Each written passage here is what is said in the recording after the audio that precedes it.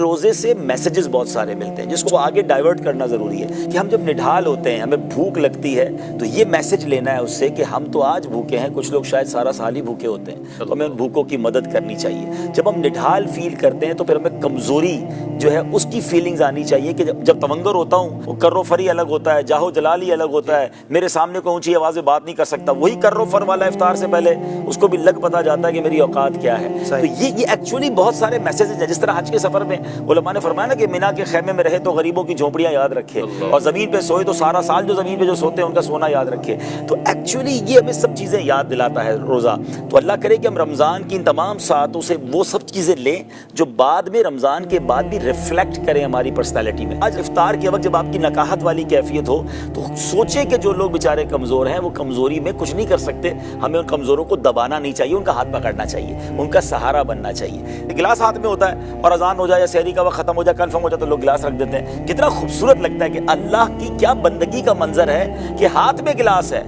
मगर अब वक्त पूरा हो गया। मतलब ये इसको अगर इश्क वाली बात करें ना, कभी कभी कहते हैं ना कुछ बातें अल्फाज में बयान नहीं हो सकती हैं, लेकिन अगर फीलिंग के साथ बंदा महसूस करे ना तो इसमें जो बंदगी का मजा है ना कि जब तक वक्त था, जब तक रब की रिजा थी मैं खा रहा हूँ और अब मेरे सामने खाना पड़ा और मैंने ऐसा गुलामी का अंदाज है ये मालिक ने जब तक कहा था। हाँ, इसको महसूस करें तो इसका मजा ही और है। वो हज पे जो कहते हैं ना कि जब अरफात पहुंचना है तो उस वक्त पहुंचना है, हमारी नहीं चलनी, जब निकलना है तो फिर निकलना है। तो बंदगी का एक ऐसा उनसर है जिसका लुत्फ ले बंदा रमजान पे, जिसका मजा ले बंदा रमजान में। तो एक इश्क वाली बात और कर देता हूँ कि बहुत सारी इबादतें जो है वो बुजुर्गों की या अंबिया की, अल्लाह वालों की याद में है। सफ़ा मरवा की बीबी हाजरा की दौड़ लगी थी तो इज़्ज़त इस्माइल के लिए, तो उनकी याद में सई जो है वो कर दी गई हाजियों के लिए, उम्रा करने वालों के लिए। तो आशिकान रसूल के लिए तो यही काफ़ी है कि मेरे आका ने कुछ दिन गारे हिरा में इन दिनों में यूँ समझिए कि गुजारे थे और रात इबादत में गुजारे थे, तो उस याद में हमारे लिए रोज़े रख दिए गए। तो ये महबूब की याद है, गारे हिरा की याद है, नबी पाक की अदा है,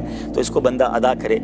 और फिर एक जो खूबसूरत हदीस पाक जिसका मजमून ये है कि अल्लाह फरमाता है कि रोज़ादार के लिए जो जज़ा है, जो उसका सवाब है, उसकी जज़ा मैं खुद दूंगा। अब उसके दो माना उलमा ने बयान किया, अज्ज़ा बिही या उज्ज़ा बिही में, कि मैं उसकी जज़ा खुद हूँ। अल्लाह फरमा रहा है कि रोज़ा रखने वाले की जज़ा मैं खुद हूँ। तो अब आप सोचें कि जब रब जज़ा है या रब जज़ा दे रहा है तो फिर उस जज़ा का आलम क्या होगा। तो कभी कॉन्सेप्ट या हमारी डिक्शनरी में ये होना ही नहीं चाहिए कि रोज़ा कज़ा हो, मतलब तसव्वुर में ही नहीं होना चाहिए ना।